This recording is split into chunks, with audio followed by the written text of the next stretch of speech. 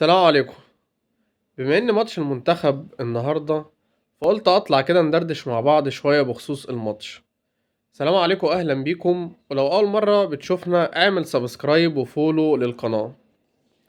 لو بصيت كده على وضع المجموعه بعد فوز منتخب الرأس الاخضر على غانا، هتلاقي ان الوضع بقى رخم بالنسبه لمنتخب مصر.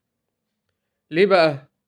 لان بقى مطلوب منك تكسب الماتشين الباقيين، والماتشين طبعا هيبقوا صعبين جدا. هتلاعب غانا النهاردة، وغانا منتخب قوي، زائد ان هي كمان عايزة تكسب، علشان طبعا ما قدامهمش حل غير كده بعد الخسارة في الماتش الاول. والماتش التالت هيكون مع الرأس الاخضر. الرأس الاخضر لو كسبت موزمبيق هتطمع اكتر انها تكسبك علشان تصعد اول، وهيبقى معنوياتهم كبيرة علشان يفوزوا عليك. طيب المفروض نعمل ايه في الوضع ده؟ في حلول كتير.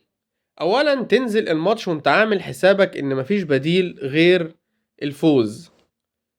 كمان لازم تنزل تلعب بروح ورجولة. كمان اللعيبة لازم يبقى عندها مرونة شوية، بمعنى ان كل لاعب لازم يعمل اضافة. مش نازل اطبق كلام المدير الفني بالحرف ولا كأني روبوت. لا، فيها ايه لو انت مثلا بتلعب طرف او نص ملعب، وفي فرصة انك لو دخلت جوه تجيب جون او تعمل اسيست، وده طبعا هيفرق كتير مع الفريق. اعمل ده، إيه المشكلة؟ اللعيبة كمان لازم تتجمع مع بعضها وتتعاهد على ده، وتتعاهد ان هم يكسبوا الماتشين. خليكوا فاكرين ان مفيش بديل عن الفوز النهاردة.